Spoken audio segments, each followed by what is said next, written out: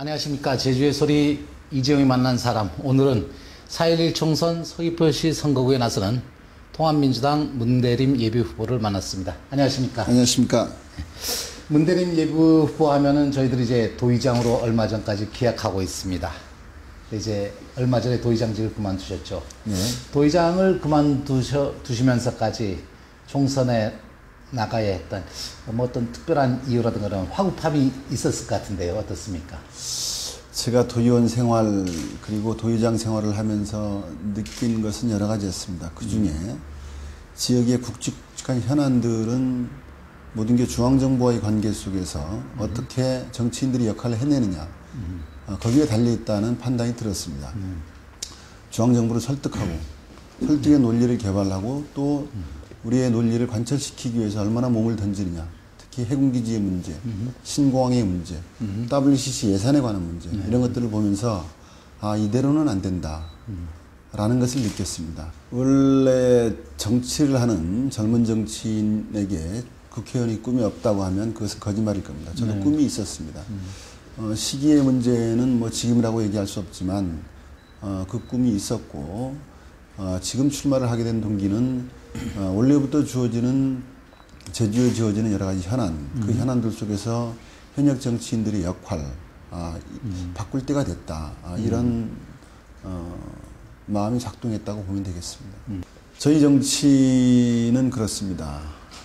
유권자들이, 시민들이 울고 있는지 웃고 있는지를 확인하는 정치, 소통하는 정치가 돼야 됩니다. 저는 기본적으로 지역에서 지역민들이 시위 현장으로 가는 그런 일이 있는 것 자체가 지역 정치인의 책임이라고 봅니다. 굵직굵직한 지역 현안들 보십시오. 서귀포에 탐라대 문제, 그리고 중문관광단지 문제, 그리고 강정 문제. 서귀포 시민들을 거리로 내몰았습니다. 그것은 중앙정부의 책임이기도 하면서 제주 지역을 대표하고 있는, 서귀포시를 대표하고 있는 지역 정치인의 책임이기도 하다. 저는 그렇게 보고 있습니다. 일단 기존 안철수 현상, 이건 기존 정치인들이 사실 어쩌면 유통기한의 문제가 아닌가.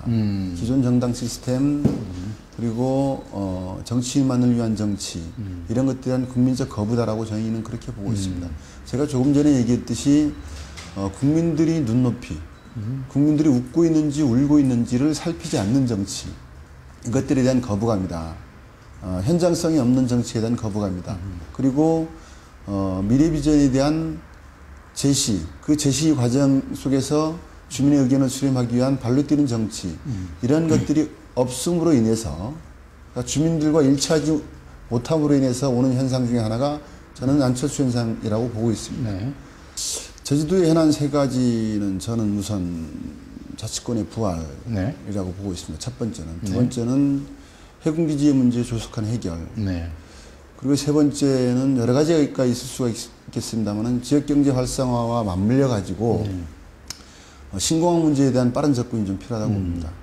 첫 번째 자치권의 부활이라는 것은 우리가 특별자치도를 추진하면서 행정의 편의성, 신속성, 효율성을 내세웠지만 그렇죠. 실질적으로 한 6년여가 지난 이후의 평가는 전혀 행정이 신속성, 효율성, 편의성이 이루어지고 있지 못합니다. 오히려 불편하고 효율적이지 못하고 그리고 주민들이 마땅히 누려야 될 기초자치권의 피선거권이라든가 참정권을 박탈당해버린 그래서 지금 수많은 주민들이 불만이 심합니다. 법인격 있는 자치권 확보가 반드시 빠른 시일 내에 필요하다고 저는 그렇게 보고 있습니다. 이런 것들은 어차피 지역 국회의원들이 나서가지고 법을 개정해야 되는 부분이기 때문에 그렇게 가야 된다. 그리고 이제 해군기지의 문제는 사실 국가 안보 차원에서, 국익 차원에서 제주 해군기지가 필요하다고 하면 도민들이 받아들일 수 있습니다. 그렇지만 국책 사업을 추진하면서 갖춰야 될 기본 원칙, 그것은 아마도 적법부절차의 원칙, 그리고 주민동의 원칙, 그리고 유사국책사과의 형평성 문제를 따져야 된다고 봅니다. 그런데 저희가 지금 봤을 때 제주 해군기지의 문제는, 강정의 문제는 그 세 가지 원칙에 대해서 충족시키지 못하고 있다. 따라서 도민적 실익과 명분 차원에서라도 국가와 대등한 차원에서 재협상이 이루어져야 된다고 저는 그렇게 보고 있습니다. 그래서 당장 해군기지 출입 중단이 돼야 된다고 그렇게 보고 있습니다. 평택 기지인 경우에 167차례의 정부 차원의 주민 설명회나 간담회가 있었습니다. 167차례요? 그렇습니다. 그리고 89조, 89개 사업 18조의 지원 약속을 특별법으로 하게 됩니다. 경주방패장 같은 경우도 55개의 국책 사업에 3조 6천억이라는 지원 사업비를 특별법에 담아내게 됩니다. 그런데 제주도는 그러지가 못합니다. 네, 그렇죠. 그래서 이런 부분들 유사국책 사업과의 형평성 문제를 놓고 보더라도 도민적 자존심이 이대로는 안 된다. 현령 받아들인다고 하더라도 이대로는 안 된다는 것입니다. 대통령께서 MB 이명박 대통령께서 범정부적 지원을 아끼지 말라고 했는데 지난 몇 년 동안 수년 동안 범정부적 지원은 고사하고 범정부적 협박, 압박만 있었습니다. 이대로 받아들여서는 안 되는 것이죠. 그리고 신공항 문제는 뭐 말 안 하셔도 알 겁니다만 사실 제주 경제를 한 단계 업그레이드 시킬 수 있는 아주 주요한 임팩이 신공항 문제라고 보고 있습니다. 지금 7대 경관이 선정된 이후에 국가적 관심도 높아지고 있고 이러한 기회를 틈타가지고 조속한 시일 내에 신공항 문제가 정부 차원에서 추진이 될 수 있도록 가시화될 수 있도록 협상력을 발휘해야 된다 이렇게 보고 있습니다. 기존 4개 시군이었던 것을 현재의 제주시 그리고 서귀포시의 양대시 체제로 자치권을 부활하는 법격 있는 자치권을 부활하는 그래서 양시의 의회와 의회를 구성하는 그리고 시장을 직선으로 선출하는 이런 형태로 가야 된다 그렇게 보고 있습니다. 해군기지가 들어오면 공군기지가 들어오는 것은 당연합니다. 당연한데 아직 그 제주도민들은 그것을 인식하지 못하고 있는 분들이 상당수가 있다고 보고 뭐 그런 고민입니다. 그리고 지금 제가 고민하는 지점은 뭐냐면 상당수의 미래학자들이 중동 다음 분쟁 예상 지역을 동북아시아 일원이라고 보고 있습니다. 그렇겠죠. 우리 아버님, 어머님 세대들이 그분들의 의지와 관계없이 운명을 달리했던 역사가 있지 않습니까? 근데 앞으로 제주 해군기지가 있으면 우리의 아들, 딸들이 우리의 손주, 손녀들이 그들의 의지와 관계없이 운명을 달리할 가능성을 열어두는 것이다. 그러면 이것에 대해서 정말 이제 책임 있는 정치인들이 고민을 해야 된다고 봅니다. 그래서 이런 지점에 고민이 많습니다. 그러면 이러한 그 위험성을 안고 제주도가 가야 한다면 정부는 그에 상응하는 조치를 취해야 됩니다. 사실 당시에 우금민 지사께서 좀 억울한 측면이 있습니다. 원래 민주당 후보 구도로 가는 길이었는데 그랬었죠. 억울한 측면이 있었습니다. 그리고 그런 부분에 대해서 저는 중앙당의 입장에 대해서 동의할 수가 없었습니다. 첫 번째가 그것이었고요. 두 번째는 우금민 지사님과 개인적인 우정도 있지만 아무리 100번을 고민해도 우리 제주도의 행정을 당시 한나라당 후보였던 그분에게 맡겨서는 안 된다라는 그러한 그러니까 정치적으로 최선 아니면 차선을 선택할 수도 있다라고 하지 않습니까? 그렇죠. 그래서 어쨌든 민주당 그러니까 당시에 우금민 지사의 억울한 측면 그리고 그 특정 후보에게 제주도를 맡겨서는 안 되겠다는 저의 신념 이런 것들이 어우러진 선택이었다. 저는 사실 저희 경쟁력은 부지런합니다라고. 저의 장점을 보면은 제가 실은 국회 보좌관으로 갔을 때 그런 경험이 있었습니다.